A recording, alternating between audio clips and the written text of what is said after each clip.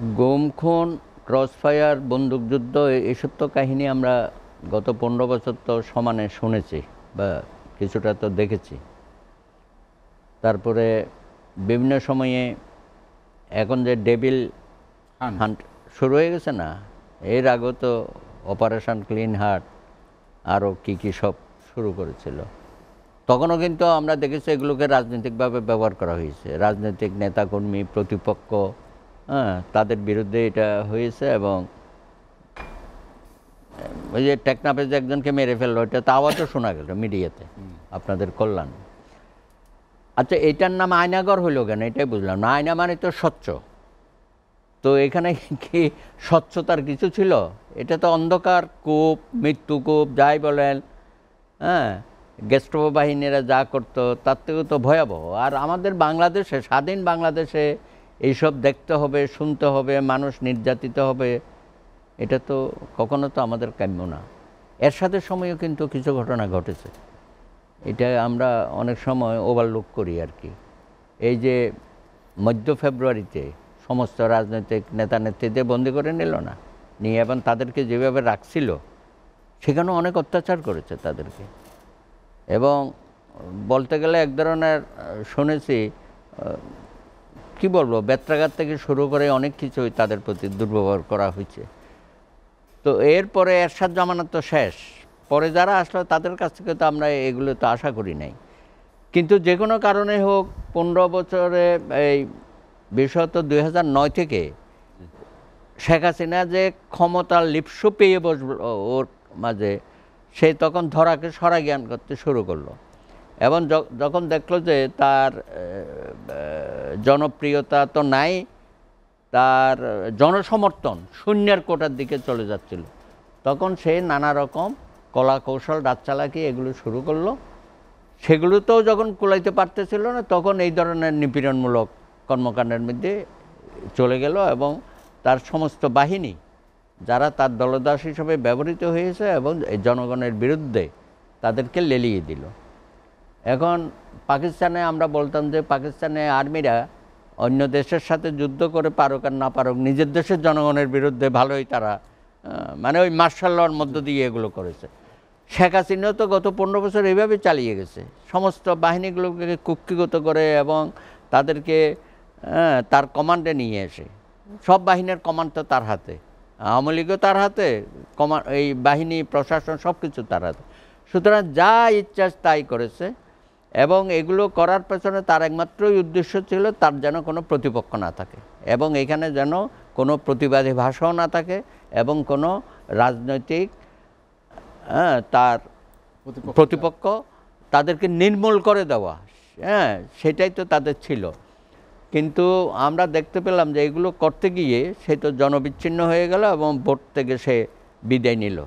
14 বলেন, 18 বলেন, 24 বলেন, বা স্থানীয় সরকারের নির্বাচনগুলো তো তার কোনো অবস্থান ছিল না। সুতরাং এখন বর্তমান সরকার এটা 5 তারিখে কিন্তু আবিষ্কার করা উচিত ছিল। আবিষ্কার তো না, এটা তো জানেই, সবাই জানে কোথায় কী ঘটনা ঘটছে।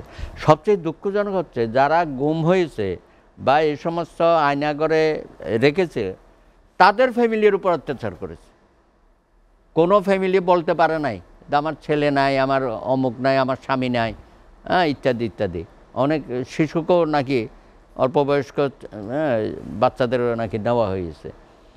আপনারা তো জানেন মায়ের ডাকের একটা ইয়ে আছে, তাদের উপর কত অত্যাচার হয়েছে না।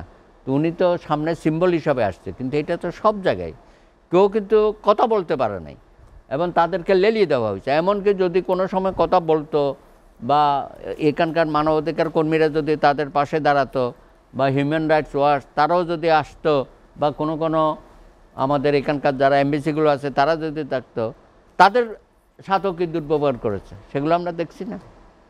আপনি তো এই ধরনের ঘটনা পৃথিবীর অন্য কোনো দেশে হয়েছে কি না সমসাময়িককালে আমরা তো দেখি নাই। অতীতে অনেক কিছু হয়েছে আমরা জানি, কিন্তু শেখ হাসিনার যুগে এটা কি বলবে, এটা তো আমি তো এটা একটা নরক যন্ত্রণার মধ্যে মানুষকে ফেলে দিয়েছিল আর কি। তো যাই হোক, আমরা 15 বছর দীর্ঘ একটা সংগ্রাম আমাদের করতে হয়েছে, অনেক ক্ষয়ক্ষতি, পরিবার, পরিজন, ব্যবসা বাণিজ্য সব তো শেষ তাদের। অনেক মায়ের বুক খালি হয়েছে। সর্বশেষ 36 দিনের আন্দোলনের মধ্য দিয়ে আমাদের ছাত্র যুবকরা একটা বিজয় এনে দিয়েছে। এখন বর্তমান সরকার এই কমিশনগুলো করেছে, গুম কমিশন তো খুব ভালো কাজ করেছে প্রথম দিক থেকেই, জাস্টিস মাইনুল ইসলাম চৌধুরীর নেতৃত্বে, এবং আমাদের নূরখান লিটনও আছে। হ্যাঁ, আপনি থাকলে হয়তো আরও ভালো হইতো। তো তারা কিন্তু তাৎক্ষণিকভাবে অনেক সবার আগে কিন্তু এই কাজগুলো তারা করেছে। তো সেই বিষয়টা দেরি করাতে নানান আলোচনা সমালোচনা হচ্ছে। আরও ইন্টারেস্টিং হচ্ছে, আপনি আমাদের দেশের প্রেসকে অ্যালাউ করেন না কেন? আপনি সেটা দেখেছেন নিশ্চয়ই। হ্যাঁ, আমাদের ইনভাইট করা হয়নি আমাদের লোকাল প্রেসদের, সেটা একটা এখন প্রশ্ন দাঁড়িয়ে গেছে। আর একটা হচ্ছে ওখানে গিয়ে ছবি তোলা হয়েছে। এগুলো তো কোনো ছেলে খেলা নাকি? আপনি ওখানে সেলফি তুলবেন, হাস্যরস করবেন, হ্যাঁ, মানে দায়িত্ব জ্ঞানহীন পরিচয় দিচ্ছে আর কি কেউ কেউ, উপদেষ্টাদের মধ্যে কেউ কেউ।